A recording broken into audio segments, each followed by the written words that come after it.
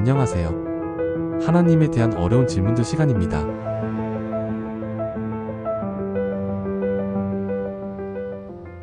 오늘은 왜 하나님은 바벨탑을 무너뜨리셨을까? 라는 주제에 대해 얘기해 보겠습니다.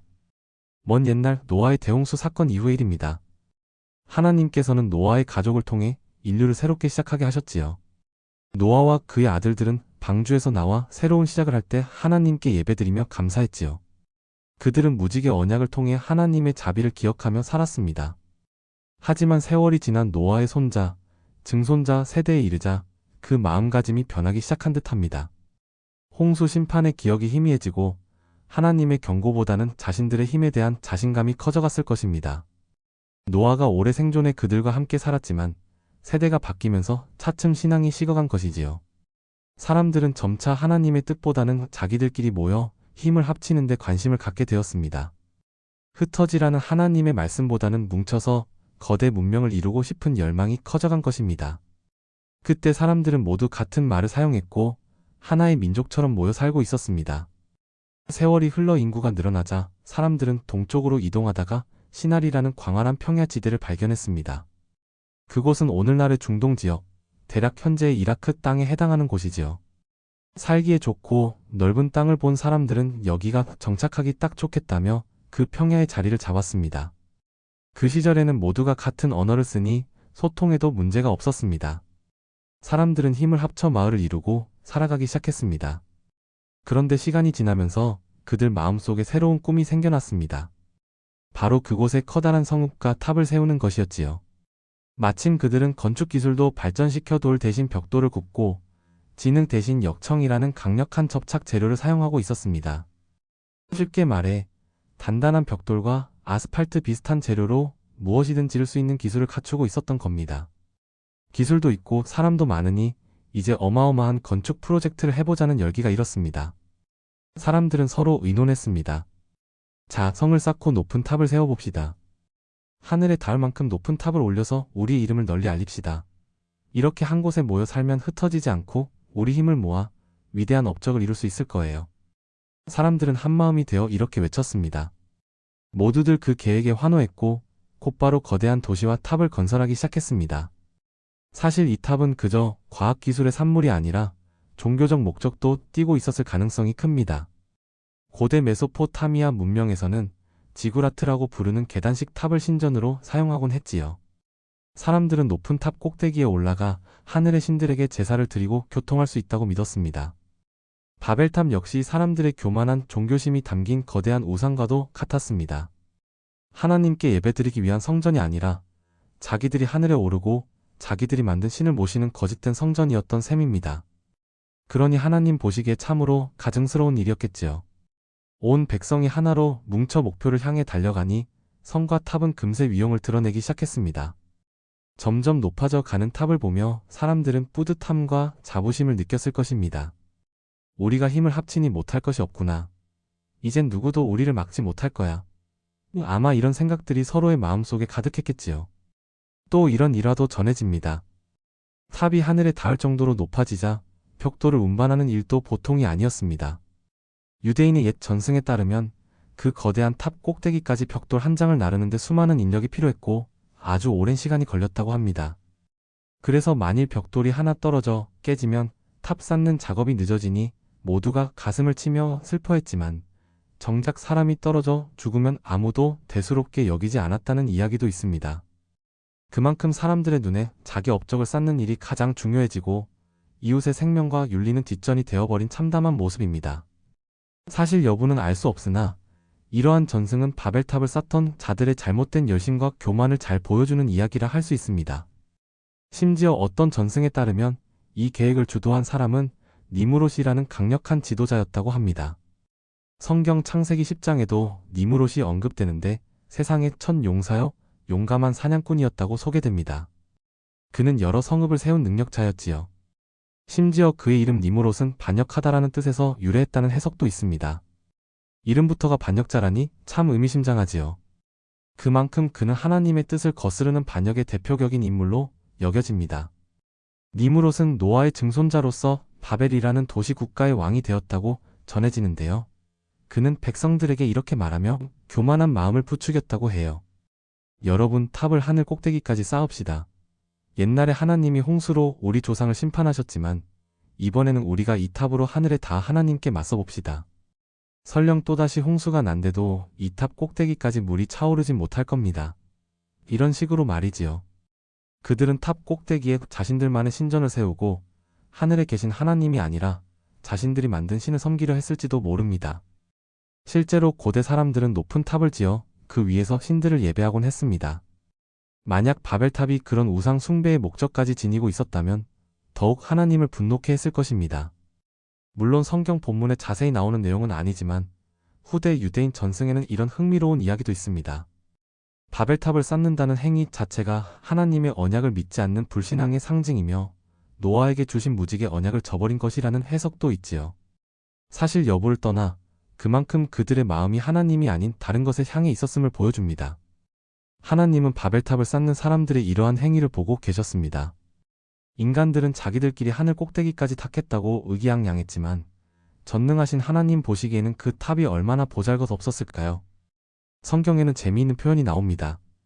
사람들이 탑을 높이 쌓아 올렸을 때 주님께서 내려오셔서 그 성과 탑을 보셨다고 기록되어 있습니다.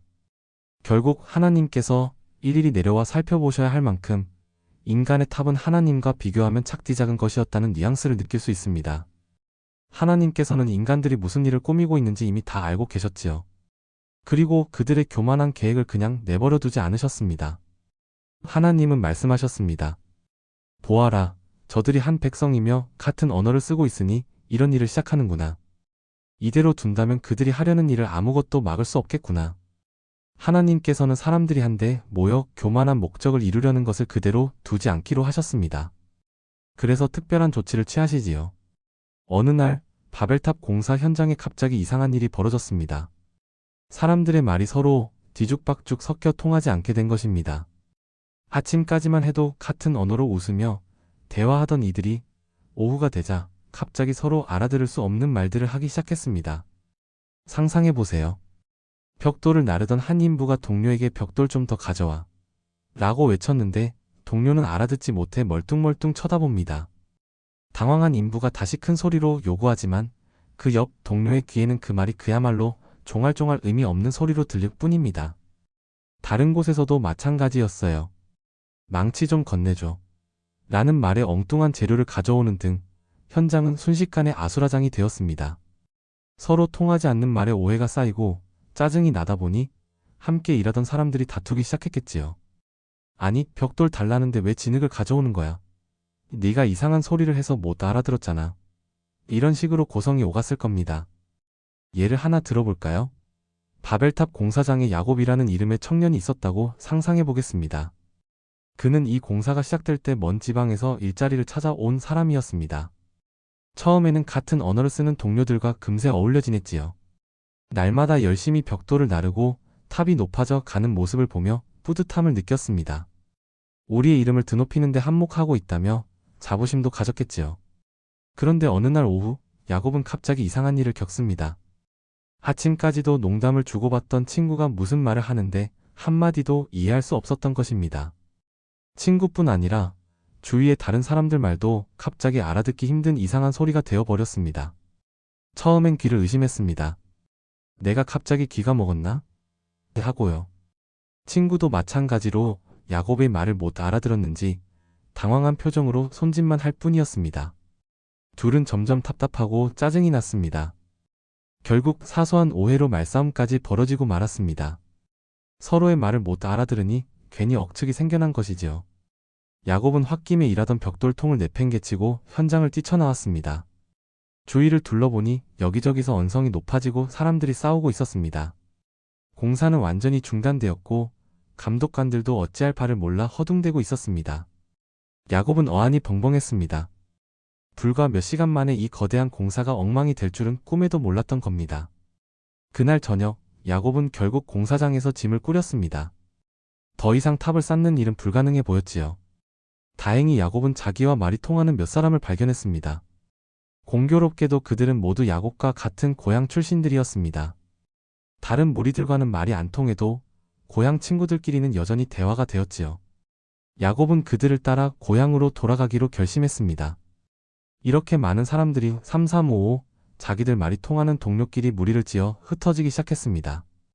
커다란 바벨탑은 서서히 적막에 휩싸였고 얼마 지나지 않아 아예 공사판이 텅 비어버렸습니다. 멀리서 바라본 탑은 꼭대기가 뻥 뚫린 채 미완성으로 남았습니다. 야곱은 그때 어떤 기분이었을까요? 아마 허탈하고 두렵고 혼란스러운 마음이었을 것입니다. 어제까지만 해도 온 세상을 떠받칠 듯 굳건하다고 믿었던 자기 공동체가 하루아침에 뿔뿔이 흩어져 버렸으니 말이지요. 그는 마음속으로 생각했을지도 모릅니다. 결국 우리는 하나님 없이 스스로 높아지려 했지만 남은 것은 이 부서진 탑과 혼란뿐이구나. 이렇게 되어서는 도저히 공사를 계속할 수 없었습니다. 말이 통해야 협력도 하지요. 결국 사람들은 탑 쌓는 일을 포기할 수밖에 없었습니다. 자연스럽게 같은 언어를 쓰는 사람들끼리 무리를 지어 뿔뿔이 흩어졌습니다. 의사소통이 되는 사람들끼리 모여 다른 지역으로 떠난 것이지요. 그렇게 해서 원래 하나이던 인류는 여러 언어와 민족으로 나뉘어 각지로 퍼져나가게 되었습니다. 그들이 세우려던 도시는 미완성으로 남았고 그 높은 탑도 결국 끝까지 완공되지 못한 채 시간이 흐르며 허물어져 갔을 것입니다. 성경은 이 사건에 대해 이렇게 말합니다. 그러므로 그 이름을 바벨이라 하니 이는 여호와께서 거기서 온 땅의 언어를 혼잡하게 하셨음이라. 여호와께서 거기서 그들을 온 지면에 흩으셨더라. 창세기 119즉 하나님께서 인간들의 언어를 혼잡하게 하여 그들을 온 지면에 흩으셨기 때문에 그 도시 이름을 바벨이라 부르게 되었다는 것입니다. 바벨이라는 말은 히브리어로 혼란, 혼동을 의미합니다. 오늘날에도 여러 사람이 서로 알아듣지 못하게 떠드는 상황을 가리켜 우리가 웅얼웅얼 바벨베벌이라고 하는데 바로 이 사건에서 나온 말이지요. 이렇듯 하나님은 교만하게 하나로 뭉쳐서 자신들의 업적만 쌓으려던 사람들의 계획을 완전히 좌절시키셨습니다. 결과적으로 바벨탑 사건을 통해 인류는 각기 다른 언어와 문화로 갈라지게 되었고 하나님께서는 당신의 뜻대로 사람들을 온 땅에 퍼뜨리신 것입니다. 자, 이제 이 바벨탑 사건에서 우리가 짚어봐야 할 핵심은 바로 왜 하나님께서 그들의 탑 쌓기를 멈추게 하셨느냐 하는 점입니다. 하나님 보시기에 이 사람들이 저지른 가장 큰 문제는 무엇이었을까요? 그 답은 몇 가지로 정리해 볼 수 있습니다. 먼저 교만의 죄가 있었습니다. 사람들이 탑을 쌓은 목적 중 하나는 우리 이름을 내자, 다시 말해 자신들의 명성을 드높이는 것이었습니다. 그들은 하나님의 영광이 아닌 자기 영광을 추구했습니다. 하늘 꼭대기까지 닿는 탑이라니 얼마나 자신들의 힘을 과시하고 싶었던 걸까요? 이는 분명 하나님 앞에서 큰 교만이었습니다. 성경 곳곳에서 하나님께서는 교만을 경계하라고 가르치십니다. 잠언에는 교만은 패망의 선봉이라는 말씀이 있고 신약 야고보서에도 하나님은 교만한 자를 물리치시고 겸손한 자에게 은혜를 주신다고 했습니다. 그만큼 교만은 하나님 보시기에 심각한 죄악이라는 뜻이지요. 실제로 성경 역사 속 인물들을 봐도 교만했다가 심판받은 예가 많습니다.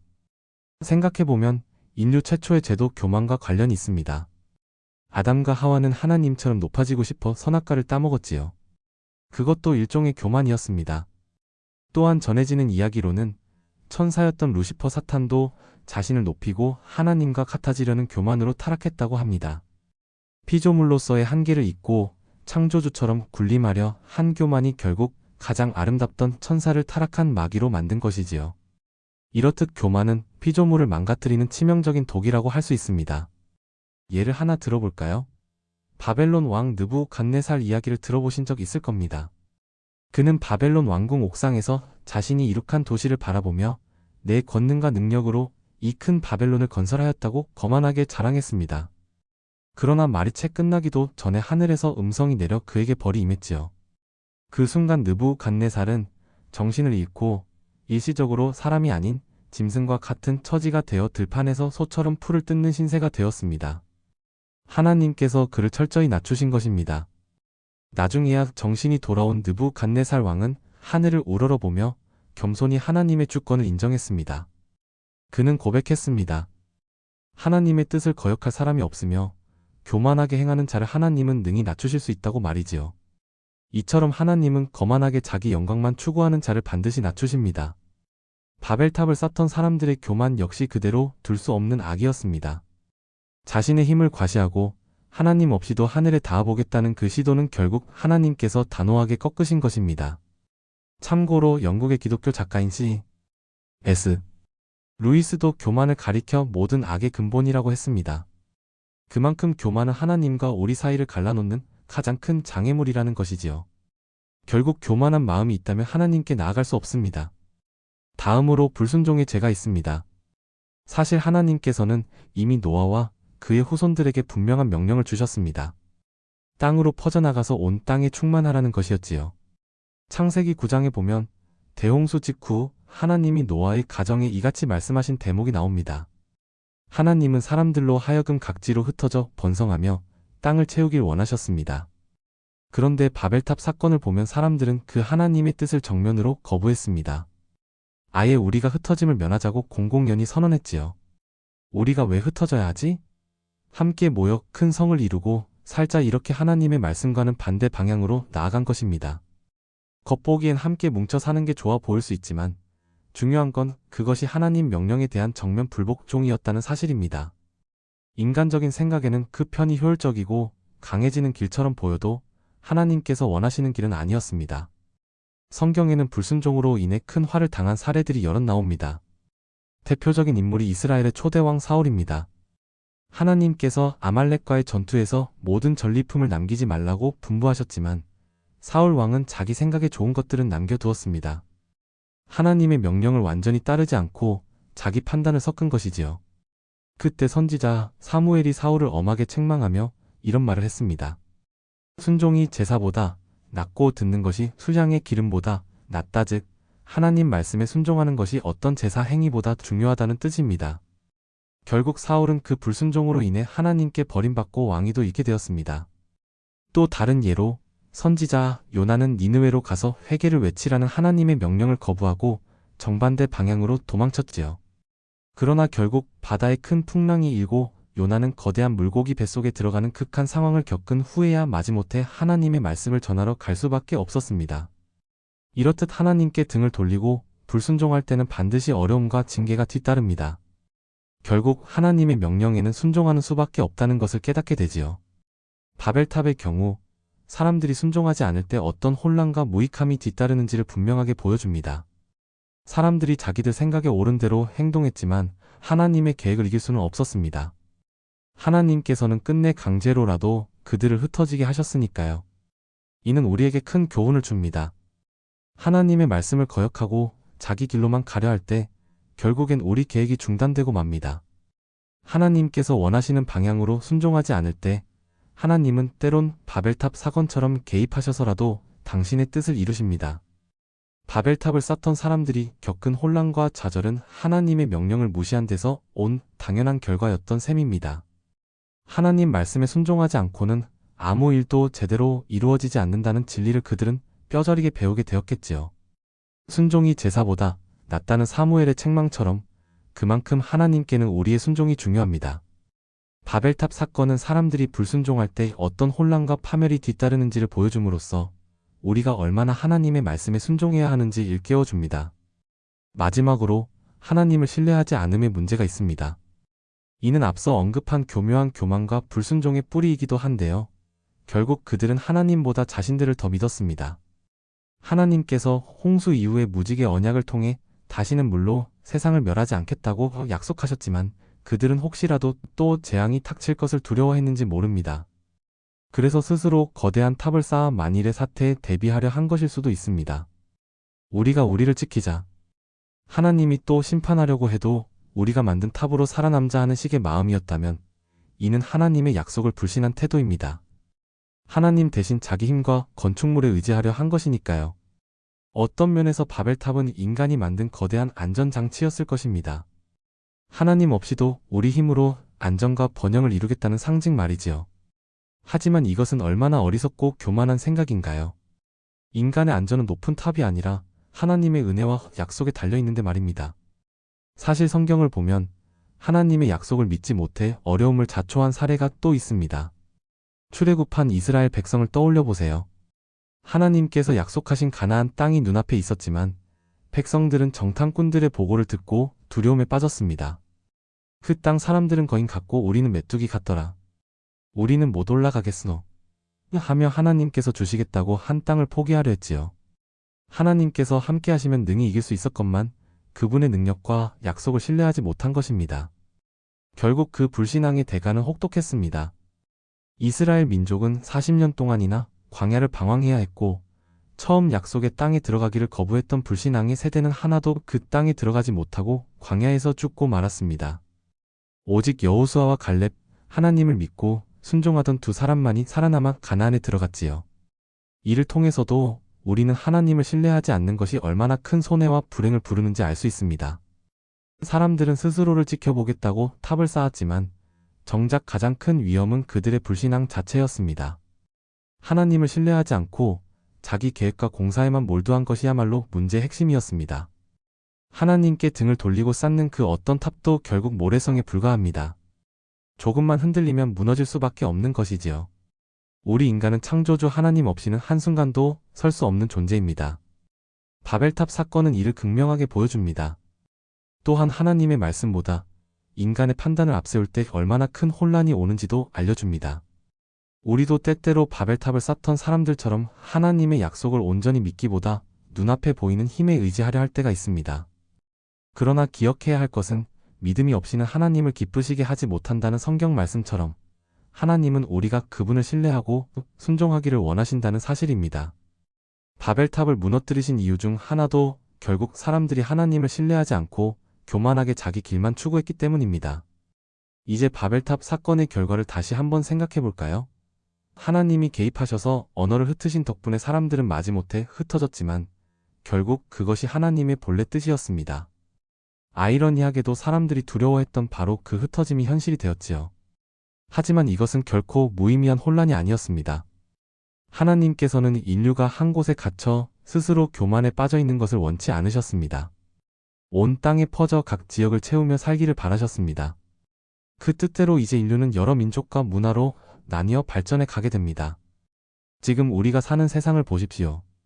수천 가지의 언어가 있고 다양한 나라와 민족이 존재합니다. 학자들은 현재 전 세계에 약 7천여 개의 언어가 쓰이고 있다고 추산하지요. 어떻게 이렇게 많은 언어가 생겨났을까요? 여러 가지 인류학적, 언어학적 이론들이 있지만 성경은 그 기원을 바로 이 바벨탑 사건으로 설명합니다. 흥미롭게도 현대 과학도 인류가 한 뿌리에서 시작되었다는 것을 밝혀가고 있습니다. 유전학 연구를 통해 모든 현대 인류가 공통의 조상으로부터 퍼져나왔다는 증거들이 나오고 있지요. 결국 처음에는 하나였던 인류 공동체가 이렇게 퍼져 다양한 언어와 문화를 이루게 된 것입니다. 다른 어디에서도 찾기 힘든 성경만이 가르쳐주는 통찰이지요. 실제로 창세기 10장에는 홍수 이후 노아의 아들들인 셈, 함, 야벳의 족보가 자세히 기록되어 있습니다. 이를 통해 각 족속이 어떻게 퍼져나갔는지 짐작할 수 있지요.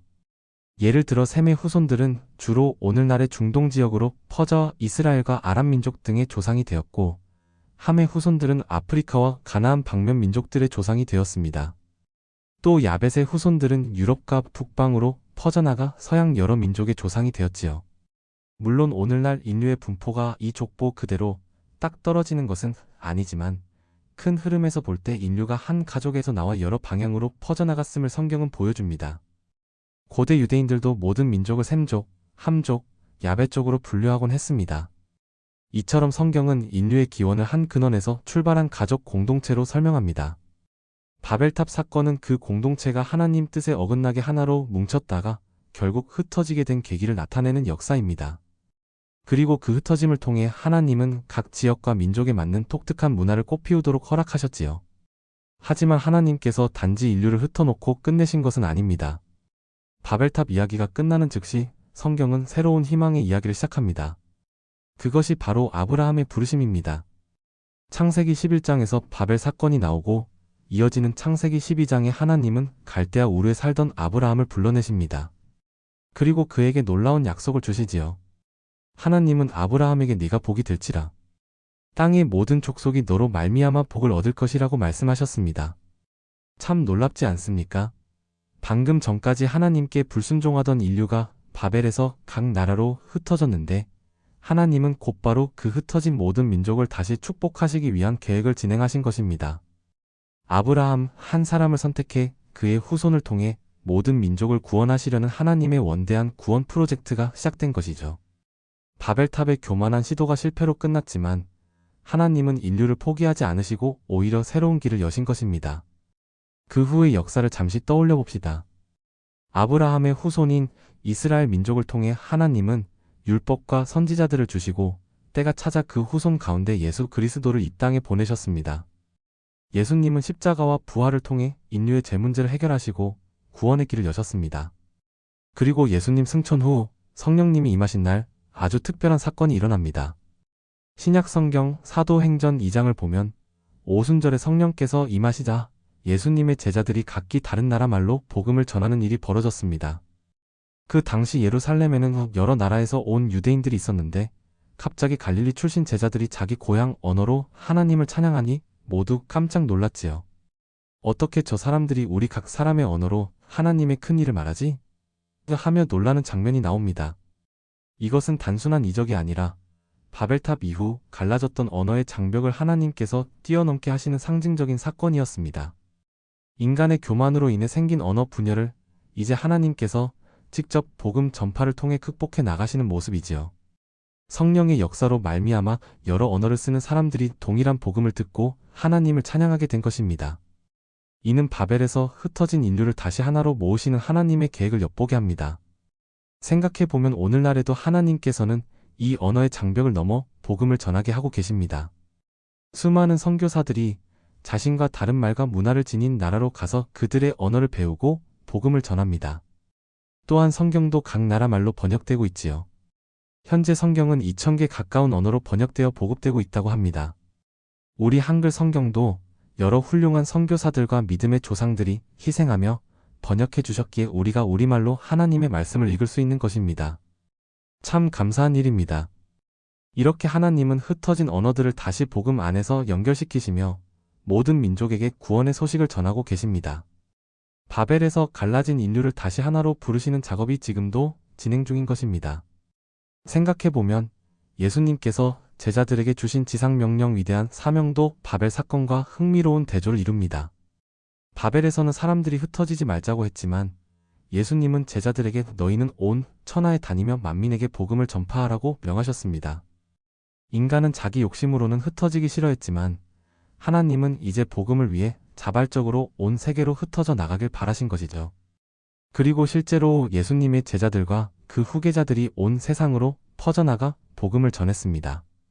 초대교회 성도들은 박해를 피해 뿔뿔이 흩어졌지만 오히려 그로 인해 복음은 더 널리 퍼졌습니다. 이것을 보면 하나님의 지혜가 참으로 놀랍습니다.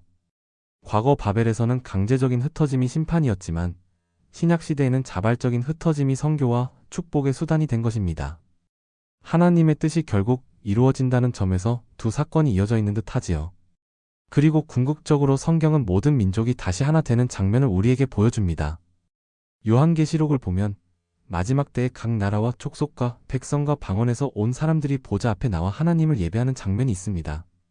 언어와 인종을 초월해 인류가 다시 하나로 하나님께 경배드리는 모습이지요. 이것이 하나님의 최종적 구원 계획입니다. 죄로 분열된 인류를 다시 하나 되게 하시는 것이지요. 그 중심에는 예수 그리스도가 계십니다. 예수님 안에서 우리는 한 형제자매가 됩니다. 서로 다른 언어를 쓰고 피부색이 달라도 그리스도 안에서 한 가족이 되어 사랑으로 연합하게 되는 것입니다. 결국 하나님은 바벨탑에서 흩어진 인류를 구원하시고 다시 연합시키기 위해 역사 전체를 이끌어가고 계신다고 볼 수 있습니다. 얼마나 크고 놀라운 하나님의 경륜입니까? 현대 사회를 돌아보면 바벨탑의 교훈이 여전히 유효함을 느낄 수 있습니다. 인간은 지금도 끊임없이 더 높이, 더 크게를 외치며 발전을 추구합니다. 과학기술의 눈부신 발전으로 마천루같이 하늘을 찌르는 빌딩들이 세워지고 우주를 향한 도전도 계속되고 있지요. 이 자체는 하나님이 주신 창의력으로 문명을 발전시키는 좋은 일입니다. 하지만 문제는 인간의 마음입니다. 오늘날에도 여전히 사람들은 자신의 힘을 과신하고 교만에 빠지곤 합니다. 이 정도 과학이면 이제 못할 것이 없다며 우리의 업적이 최고다라며 하나님을 배제하는 태도가 있다면 그것이 바로 현대의 바벨탑 정신이라 할 수 있습니다. 예를 들어볼까요? 한때 절대 가라앉지 않는 배라 불리던 타이타닉 호가 있었습니다. 어떤 사람은 그 배를 두고 이 배는 하나님도 침몰시킬 수 없다고 큰소리쳤다고 합니다. 그러나 결국 그 배는 최초 항해에서 빙산과 충돌에 침몰하고 말았지요. 인간의 자만심이 얼마나 허망한지 보여주는 유명한 사례입니다. 또 인류 역사상 강성했던 제국들과 세력들도 결국은 몰락했습니다. 바벨론 제국, 로마 제국 등 당대의 최고를 자랑하던 나라들이 결국 영원하지 못하고 사라졌습니다. 사실 요한계시록에도 큰 바벨론이 등장합니다. 마지막 때에 하나님 없이 죄악으로 가득한 세상을 상징적으로 바벨론이라 부르는 것이지요. 그 계시록의 바벨론도 결국 하나님의 심판으로 순식간에 무너져 내립니다. 무너졌도다, 무너졌도다, 큰 성 바벨론이여.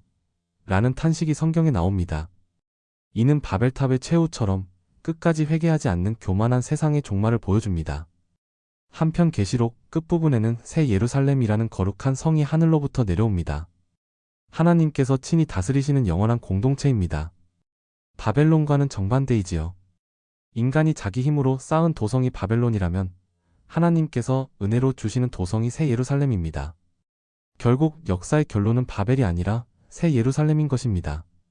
하나님을 대적하던 교만한 문명은 사라지고 하나님을 경외하는 겸손한 백성들이 영원히 복락을 누리는 새 하늘과 새 땅이 임하게 됩니다. 성경은 이미 그러한 결말을 우리에게 알려주고 있습니다. 그러니 지금 우리가 어느 편에 서야 할지는 자명하지요. 바벨의 길이 아닌 새 예루살렘에 참여하는 길을 택해야 할 것입니다. 20세기에도 인간은 전쟁과 이념을 통해 새로운 세상을 만들려 했지만 하나님 없이 이루려던 유토피아의 꿈들은 번번이 좌절되었습니다. 공산주의든 다른 어떤 인간 이념이든 하나님을 배제하고 인간 이성만 의지한 사회 실험들은 큰 고통과 혼란을 낳았을 뿐입니다. 결국 인류는 기술과 제도가 발전해도 인간 내면의 재성과 교만을 해결하지 않으면 참된 행복과 평화를 이루기 어렵다는 것을 배웠습니다. 이는 바벨탑이 주는 교훈과도 맥락이 같습니다.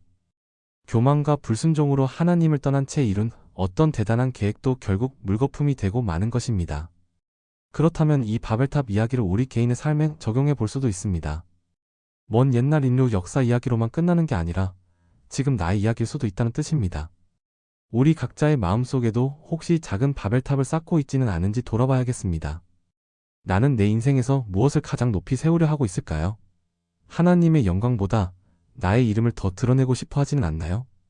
하나님의 말씀에 순종하기보다 내 고집대로만 하려고 한 적은 없었는지요? 또 하나님을 전적으로 신뢰하기보다 돈이나 세상적인 안전장치들을 더 의지하며 이 정도 준비해 놓으면 내가 안전하겠지 하고 마음 둘 때가 있지 않습니까? 또 다른 예로 어떤 부모는 자녀를 성공시키는 일에만 열중한 경우가 있었습니다.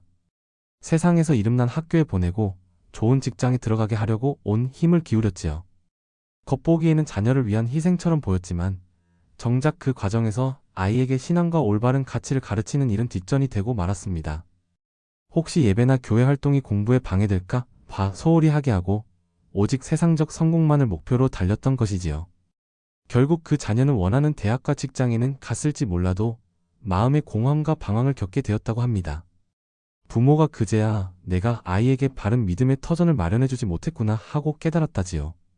하나님보다 세상 성취에 몰두한 탓에 가정의 진정한 행복과 평안이 깨어진 한 사례였습니다.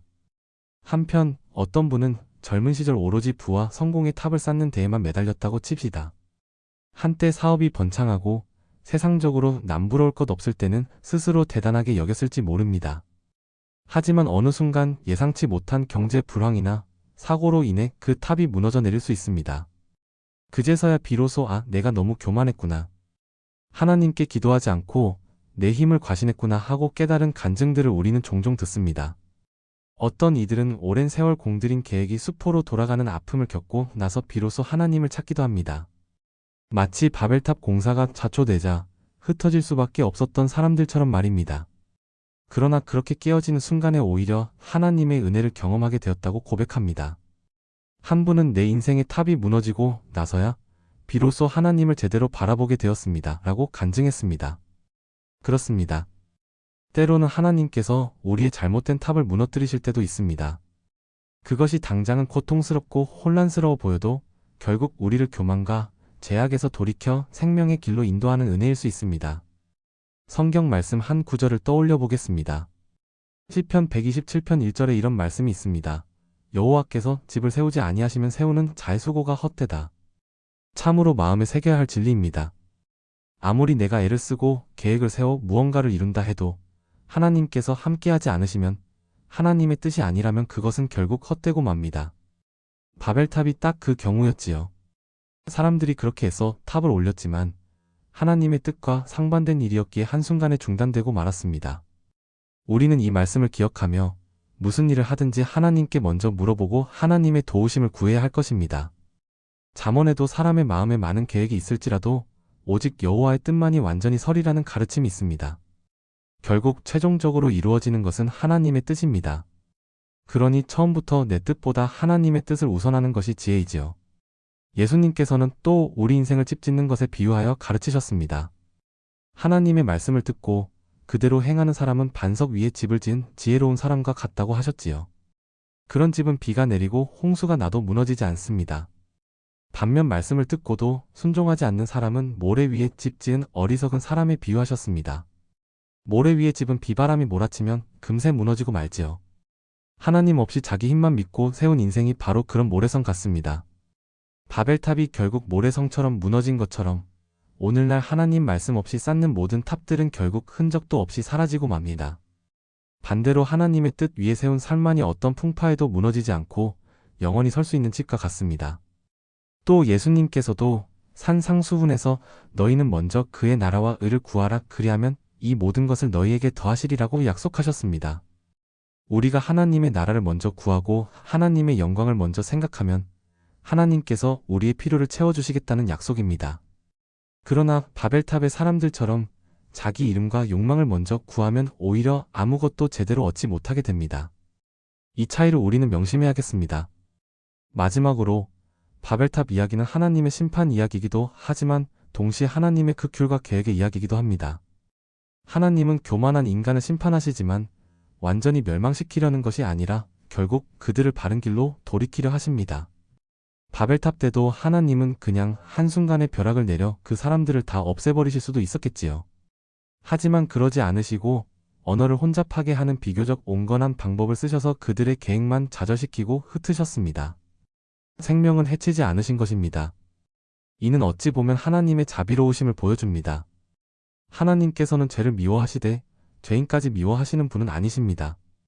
사랑의 하나님께서는 잘못된 길로 가는 인간을 때로 징계하시지만 그 궁극적 목적은 회개와 회복에 있습니다. 바벨 이후 곧바로 하나님이 아브라함을 부르신 것에서 알 수 있듯이 하나님은 결국 인류를 구원하시고자 역사하십니다. 이런 맥락에서 바벨탑 사건을 보면 하나님 아버지가 제멋대로 구는 아이들을 따끔하게 혼내시고는 더 큰 계획으로 이끌어 가시는 모습과도 같습니다. 아이가 잘못된 길로 가면 혼내서라도 바른 길로 돌이키게 하든 말입니다. 우리도 신앙생활을 하다 보면 하나님께 꾸중 듣거나 회초리를 맞는 듯한 시련을 겪을 때가 있습니다. 하지만 이후에 돌아보면 그것이 우리에게 유익이 되는 경우가 참 많습니다. 그때 하나님이 나를 흔들어 깨워주지 않으셨다면 어쩔 뻔했나 하고 아찔해질 때도 있습니다. 이처럼 하나님은 우리를 사랑하시기에 잘못 가는 길에서는 바벨탑을 무너뜨리듯 우리의 길을 막으시고 돌이키십니다. 결국 그분의 뜻 안에서 우리가 진정한 복을 누리도록 하시기 위함이지요. 바벨탑 이야기로 다시 돌아가 보겠습니다. 결국 사람들의 탑은 완성되지 못했고 각자의 길로 흩어졌습니다. 그러나 그것으로 역사가 끝난 게 아니었습니다. 오히려 그때부터 본격적으로 하나님의 구원 역사가 진행되었습니다. 그리고 긴 시간이 지난 지금 우리는 전 세계에 흩어진 많은 민족들 가운데 복음이 전파되어 한 하나님을 예배하는 놀라운 시대를 살아가고 있습니다. 생각해보면 바벨에서 흩어진 것이 오히려 복음의 씨앗이 뿌려질 터전이 되었고 이제는 그 흩어진 곳곳에서 하나님께서 예배를 받고 계십니다. 하나님은 참으로 선하신 방법으로 인간의 악을 선으로 바꾸시는 분입니다. 처음 바벨에서는 인간이 자기 이름을 높이려 했지만 이제 전 세계 많은 곳에서 사람들이 하나님의 이름을 높이고 있습니다. 얼마나 감격스러운 일인지요. 이 모든 이야기가 우리에게 주는 결론은 분명합니다. 오직 하나님의 말씀만이 옳고 그 뜻만이 영원하다는 사실입니다. 인간이 잠시 자기 힘으로 뭔가 이룬 듯해 보여도 결국 영원히 흔들리지 않고 남는 것은 하나님의 뜻대로 한일 뿐입니다. 그러므로 우리는 우리 인생에서 하나님의 말씀을 최우선 순위에 두어야 하겠습니다. 바벨탑 사건은 교만과 불순종의 3시간 몰락을 보여주어 반대로 겸손과 순종의 중요성을 일깨워줍니다.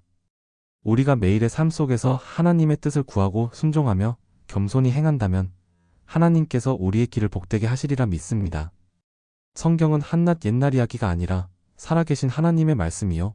우리를 바른 길로 인도하는 등불입니다. 바벨탑을 무너뜨리신 하나님은 지금도 동일하십니다. 교만한 길을 버리고 하나님께 돌아오는 자를 용서하시고 품으십니다. 그리고 하나님의 뜻을 따라 살아가는 자에게 은혜를 베풀어 주십니다. 이 이야기를 준비하면서 저 자신도 많은 도전을 받았습니다.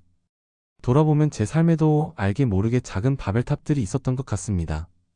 기도보다 내 계획을 앞세웠던 순간들, 하나님의 영광보다 내 체면을 더 중시했던 적이 떠올랐습니다.